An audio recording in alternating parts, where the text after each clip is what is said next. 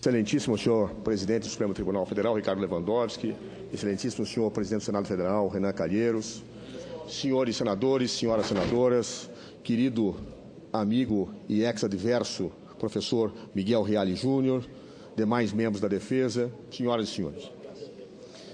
A Constituição Federal de 1988, no seu artigo 1º, afirma textualmente que o Brasil é um Estado democrático de direito.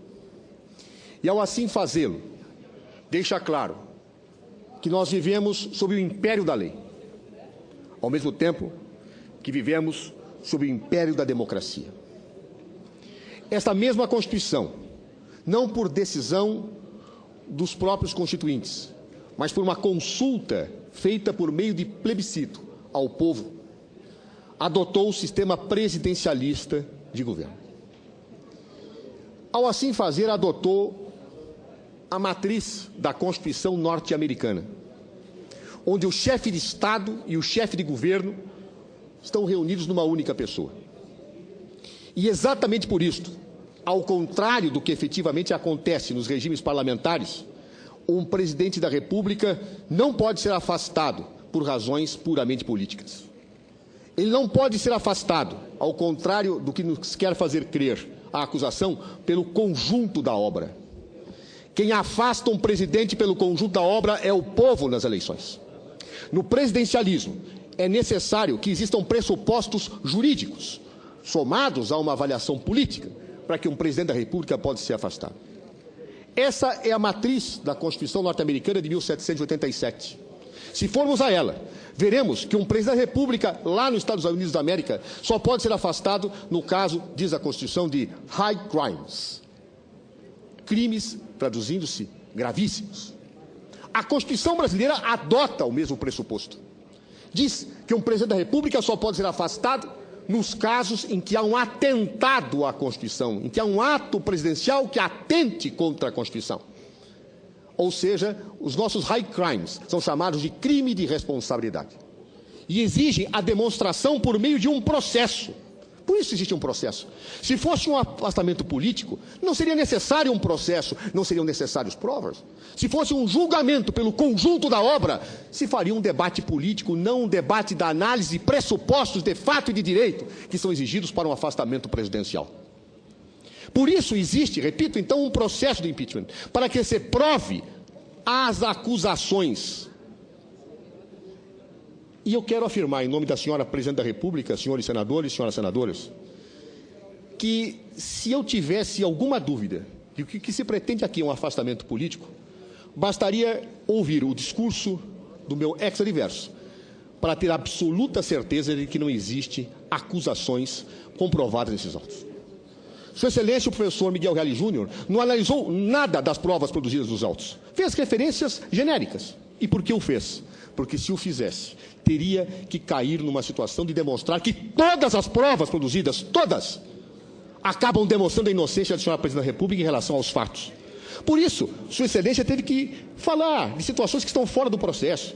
Sugeriu que o presidente Eduardo Cunha não incluiu outros fatos em benefício próprio, esquecendo-se da regra do artigo 86, parágrafo 4º da Constituição Federal, que é expressa, literalmente, clara, ao afirmar que um presidente da República não pode ser responsabilizado por fatos que efetivamente não ocorram no exercício do seu mandato e que, segundo o jurisprudência dominante, jamais podem ser invocadas num processo de impeachment. E todos os fatos invocados pelos acusadores estavam fora do mandato da Presidente da República. Eduardo Cunha sabia disso e, por isso, abriu o processo em relação a duas acusações, que foram muito pouco referidas pelo meu ex-adverso. Acusou que foram abertos decretos de abertura, ou que foram firmados decretos de abertura de crédito suplementar. Eram 6 na origem. Hoje, pelo relatório Anastasia, são 3. Afirmou que houve atrasos no pagamento das subvenções do Plano Safra em 2015. Estes são os fatos em discussão no processo. O resto, podemos discutir, falar, debater, mas tem que se provar estas acusações. Num processo se discute, se prova, se demonstra a procedência ou improcedência do objeto da acusação, e não do conjunto da obra, e não de outros fatos. Isso é uma apreciação política que se pode fazer, mas uma vez demonstrados os fatos, esse é o objeto do processo. Quando um acusador foge desse debate, é porque seguramente algo está frágil no seu raciocínio, na sua acusação. E o professor Miguel Reale Júnior é um dos melhores penalistas do Brasil. Por que ele fugiu desse debate? Porque não poderia enfrentar. O senador Anastasio o enfrentou no relatório, mas o fez, sinceramente, dominado, como já disse, pela paixão partidária. Sua Excelência, e basta ler o relatório, e sei que Vossa Excelência o leram, basta ler o relatório para ver que o nobre relator trunca testemunhas, cita pareceres da AGU que não dizem o que ele diz que cita, e até, presidente Lewandowski, o meu querido e saudoso Eli Lopes Meirelles é saudado pelo relator, lembrado, modificando-se o que ele disse. Reproduz-se um texto e se conclui outra coisa que ele não fala. Teve o seu relator, para seguir a paixão partidária, que construir provas que não existiam. O ministro Adams foi citado pelo seu relator, cortando-se uma parte do depoimento, quando ele fala que só falou com a presidente da República sobre o caso das pedaladas depois do julgamento do Tribunal de Contas. A senhora Esther Dweck também foi mencionada cortando-se para que se descontextualizasse a afirmação. Não havia provas. E, portanto, o senador Anastasio não produziu um relatório de julgamento. Foi um relatório de acusação, nos moldes da Santa Inquisição, com a devida vênia, senador Anastasio. Vossa Excelência agiu como um Torquemada, pensando provas, dando aparência de legitimação de uma situação que efetivamente não remonta à clareza e à evidência das provas que estão ali colocadas.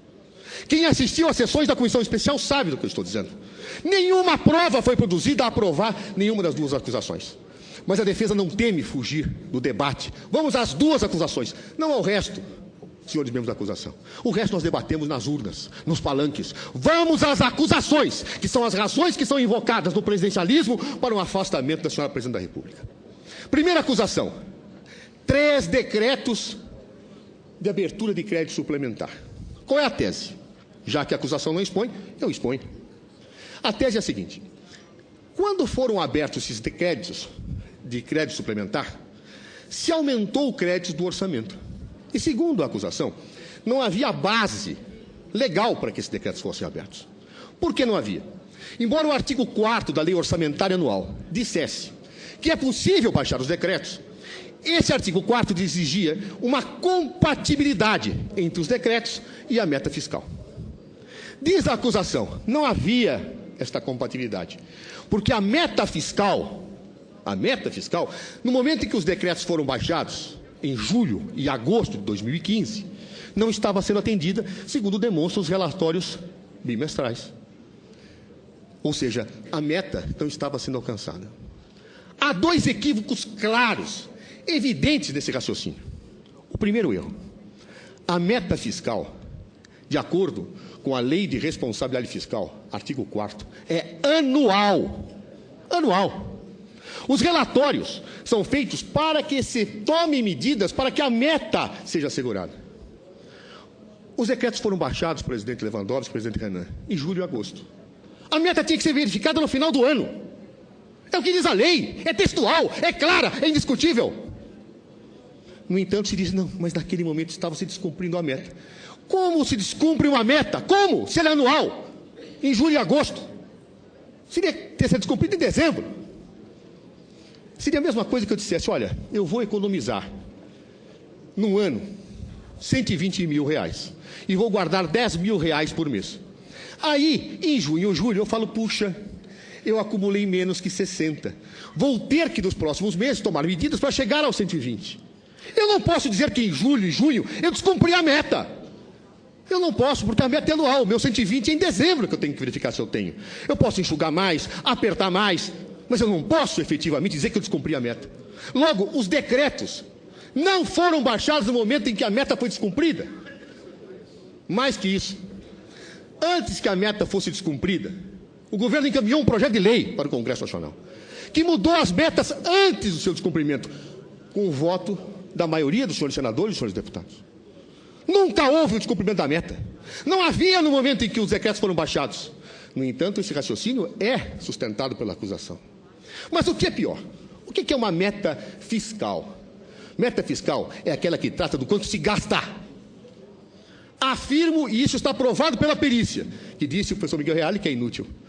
Esses decretos no todo não geraram um centavo a mais. Como se pode entender que esses decretos, que não geraram um centavo a mais, feriram a meta? Por quê? Porque esses decretos foram contingenciados. Previsão do artigo 9º da Lei de Responsabilidade Fiscal. Feitos os decretos, havia o contingenciamento. Se congelava gastos. Então eles não gastaram a mais. Isso está provado. O senador Anastasia tinha que enfrentar esse problema. E ele enfrentou de que forma? Ele criou um conceito criativo, mais criativo que a contabilidade, que é o conceito da meta fiscal e orçamentária. A lei fala em meta fiscal, desembolso, gasto.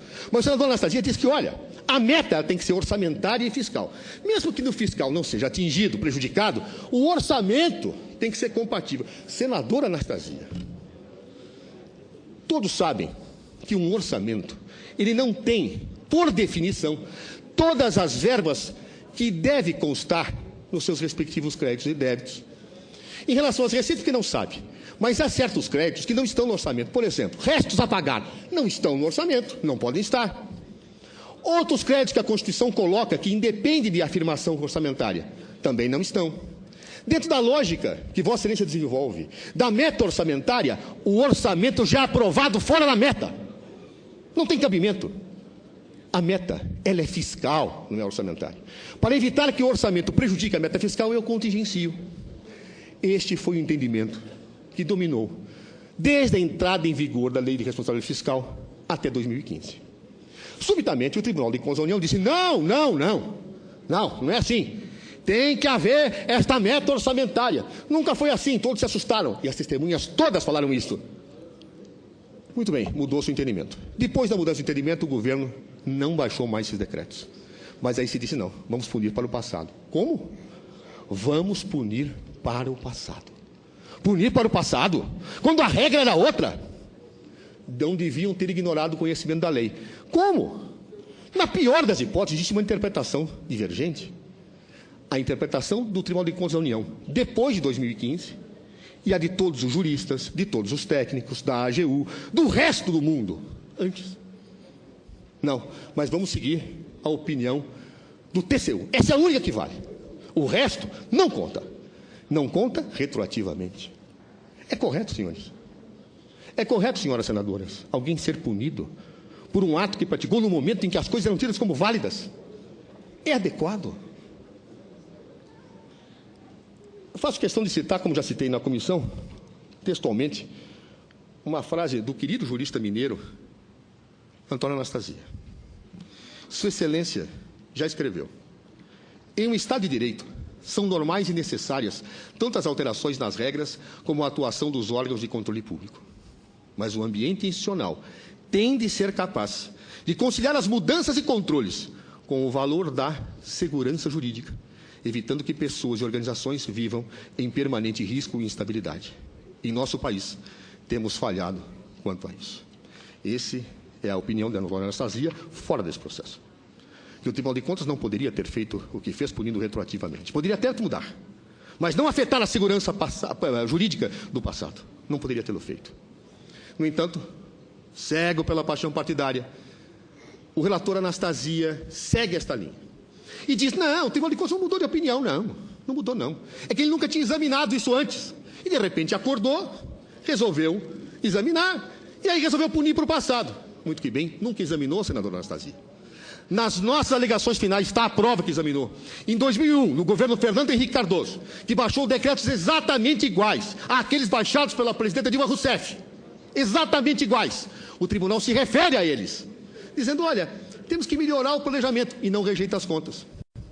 Em todos os pareceres de contas, existe um quadro em que se analisa os créditos suplementares. Todos, e Vossa Excelência viu isso, todos. E falam, olha, foi gasto mais que o orçamento tanto. E o tribunal nunca rejeitou.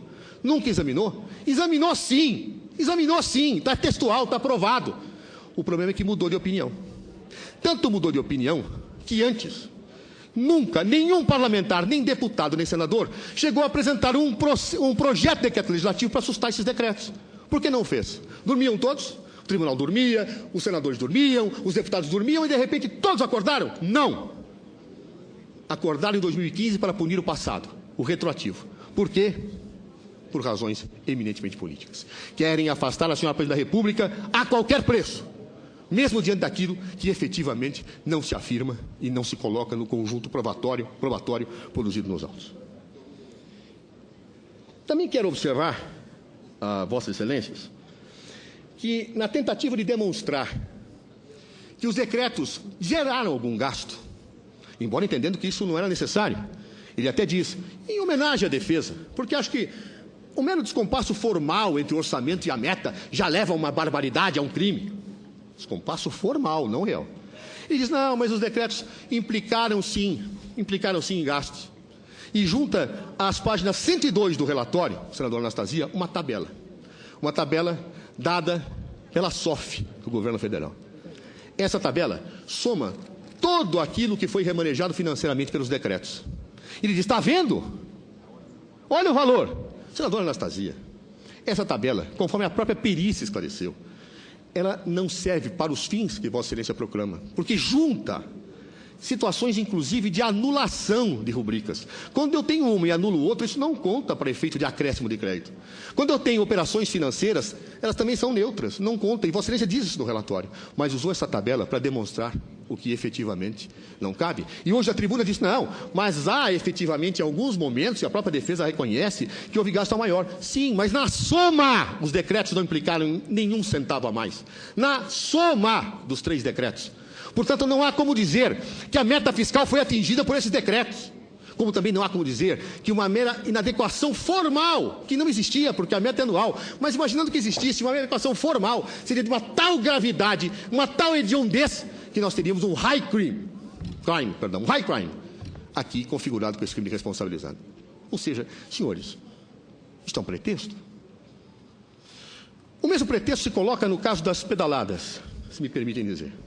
E aqui faço minhas palavras da minha querida amiga senadora Rose de Freitas, que disse, o presidente da República não está sendo afastada não, pelo caso das pedaladas, é ali do governo. A senadora Rose de Freitas disse assim, não está sendo afastada por isso, está sendo afastada por outras razões, que ela até entende, defende e votou favoravelmente, mas por isso não. Eu fui presidente da comissão de orçamento, disse ela. Esse negócio das pedaladas não qualificam efetivamente uma justa causa para afastamento da presidente da República. Ali do governo diz isso. E fala o que a defesa diz. Realmente, esse caso das pedaladas fiscais, chamadas pedaladas fiscais, caracterizam algo completamente absurdo. Por quê? Se afirma que aquilo que sempre fez, que todos os governos sempre fizeram, em valores maiores ou menores, quando atrasam o repasse de subvenções, qualificariam operações de crédito. Operações de crédito proibidas pela lei de responsabilidade fiscal. Senhores, como pode um vínculo, que não é de operação de crédito, pela inadimplência, transformar-se numa operação de crédito? É, então, um vínculo jurídico mutante. Ele nasce uma coisa e se transforma pela inadimplência em outra. A lei de responsabilidade fiscal proíbe, sim, operações de crédito. E diz o que se assemelha à operação de crédito no artigo 29. E todos são contratos. No caso do Plano Safra, não existe um contrato entre a administração e o Banco do Brasil. Existe uma afirmação legal. Mas mesmo assim, mesmo que existisse um contrato, que contrato pactuado entre a União e o Banco do Brasil houve de operação de crédito? Nenhum. O Banco do Brasil concordou em atrasos? Não. Então não há contrato, não há vontades recíprocas. Existe contrato unilateral? Existe operação de crédito unilateral? A tese é totalmente infundada e quem disse não sou eu. São os maiores especialistas do país que nós juntamos nos autos pareceres, a professora Isabel Derzi, professor Heleno Torres, que dizem, não, a lei de responsabilidade fiscal não foi ferida por isso. Mas o Tribunal de Contas da União diz que sim. E o Tribunal de Contas também acordou num certo momento, porque isso era sempre feito. E ele resolveu dizer que efetivamente isto era uma operação de crédito proibida. A partir do momento em que o Tribunal de Contas disse isso definitivamente, no momento em que a Presidente da República foi vinculada pela decisão, ela falou, não, está bem, vamos pagar tudo, fazemos isso, discordo, porque todos sempre discordaram. Não, não, vamos punir também o passado. Vamos punir o passado. O passado é o passado. Só devia saber que era assim. Mas o que é mais curioso é que essa é uma operação de crédito que reconhecidamente não tem prazo fixado. Vocês já viram isso? Operação de crédito que não tem prazo fixado? Não tem. Tanto que o senador Anastasia, para tentar justificar que é uma operação de crédito, fez uma construção brilhante. Criou um prazo, com todas as vênias, anastasiano. Um prazo que não existia. Mas ele fez uma construção hermenêutica impressionante. Ele pegou as operações condicionais, as obrigações condicionais do Código Civil, que não tem nenhuma aplicabilidade ao caso.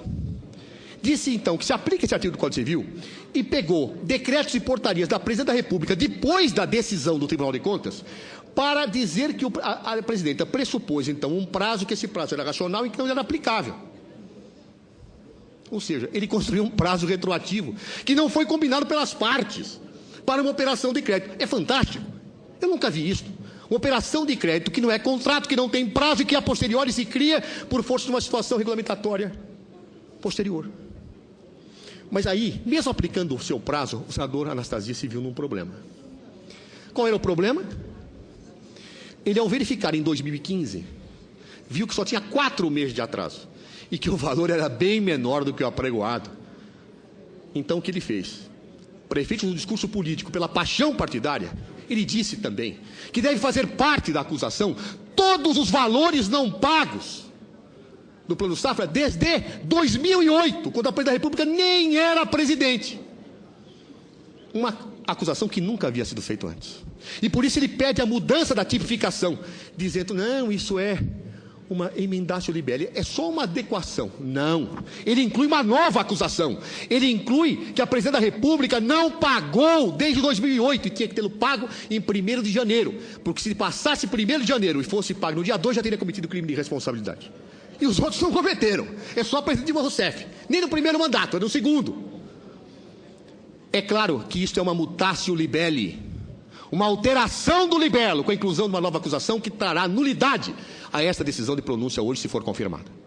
A presidência, através do seu advogado, apenas adverte que há uma mutatio libelli, que inquina de invalidade absoluta essa decisão.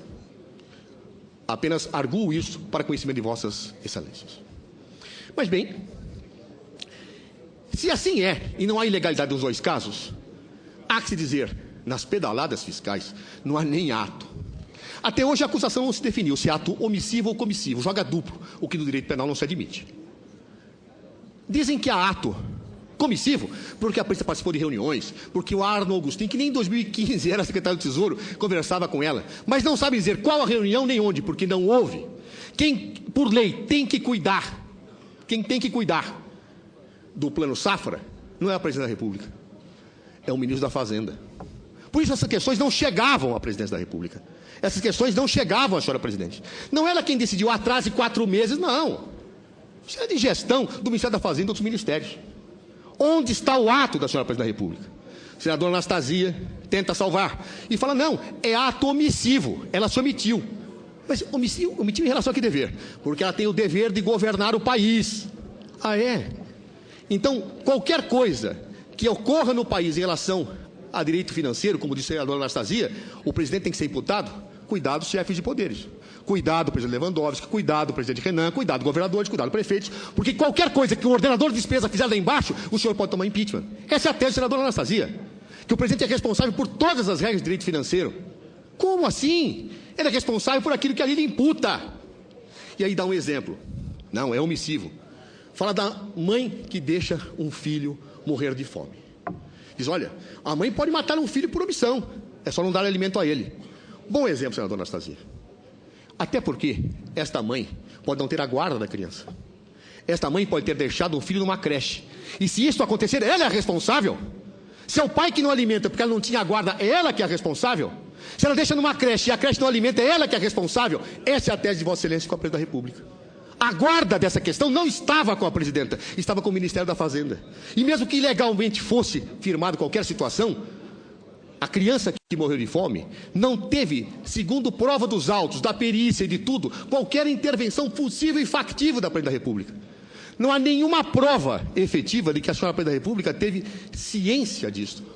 Aliás, cito aqui um ilustre jurista, professor Miguel Reale Júnior, que na sua obra Estrutura do Direito, Crime de Resultado Material, diz: o imperativo legal de se evitar o resultado, graças a qual a omissão se faz relevante, não se estende genericamente, mas possui destinatário próprio, aquele ao qual juridicamente cabe impedir o evento. A Presidente da República não tinha essa competência, professor Miguel Reale. Também ele diz: o agente age com dolo se conhece a situação em razão da qual deveria agir e decide o não fazer, apesar do impossível. Onde está a prova da ciência da presidenta no atraso de 4 meses, segundo o senador Anastasia, num prazo que ele criou? Não há. Não há ato, não há dolo, não há nada. As provas são fatais, arrasadoras. E daí, somente uma conclusão se pode chegar, senhor presidente. Quer-se utilizar pretextos para afastar o senhor presidente da República por razões políticas. E a Constituição não comporta pretextos. No presidencialismo, não. No parlamentarismo se afasta por razões políticas. Não se afasta ninguém no presidencialismo por perda de maioria parlamentar. Isso nos faz observar, portanto, que neste caso, quando se afirma que o afastamento da senhora presidenta Dilma Rousseff implica numa ruptura institucional, num golpe, está se afirmando isso com a mais absoluta convicção de que a Constituição está sendo desrespeitada. Porque um presidente legitimamente eleito, uma presidenta legitimamente eleita, está sendo afastada sem os fatos e pressupostos exigidos para que isto ocorresse. É sim uma violência à Constituição, me permito dizer com franqueza. É sim. Ah, mas há processo, há rito. Quantas injustiças da humanidade foram cometidas com processos com rito? Os processos de Moscou? Sacco e Vanzetti? Quantos os senhores querem que eu cite? Que os ritos processuais foram respeitados, mas a violência foi praticada porque os juízes seguiram os ritos, mas não a substância. Não há forma sem substância. Não há processo legítimo só com rito. Com acusações como essa, não há processo legítimo. Há ruptura constitucional, há ofensa institucional, há desrespeito democrático aos eleitores de Dilma Rousseff. E é por isso que o mundo todo hoje, desde o intelectual como Habermas, a senadores franceses, a parlamentares americanos, a candidatos americanos que disputaram as eleições dizem: cuidado com o que está acontecendo no Brasil, a institucionalidade está sendo desrespeitada. O mundo inteiro percebe isso, que é, na verdade, um pretexto que está se utilizando para afastar a presidente da República. E por que um pretexto? Uniram-se duas confluências. E por isso nós defendemos o desvio de poder nesse processo, que o vicia.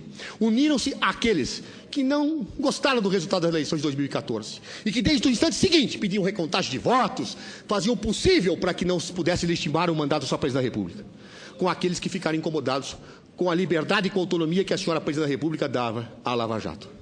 Uniram-se os descontentes com a eleição com os descontentes da investigação. E a partir daí, encarnados na figura de Eduardo Cunha, desestabilizar o governo para agravar a crise e perpetrar a violência constitucional. Todos nós vimos isso. Isso é notório. Não há que se esconder. É isto que aconteceu. O governo foi desestabilizado por aqueles que não se conformaram com o resultado das urnas e por aqueles que não gostavam da Lava Jato. Os áudios demonstram isso. As atitudes demonstram isso. As notícias da imprensa demonstram isso.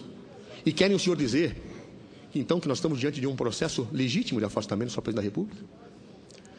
Não, senhores deputados, nós não estamos. Eu diria que eu nunca imaginei, como advogado ao longo da minha vida, que tivesse que viver este momento. Um momento após 88, em que coubesse a mim a incumbência de lutar por um mandato e pela democracia. Me orgulho disso. Muitos têm dito: o que você ganha com isso? Eu ganho a minha paz na consciência. Eu ganho a afirmação de que eu estou lutando sempre do mesmo lado. Eu ganho pela afirmação de que não sou hipócrita nem desleal com os meus princípios.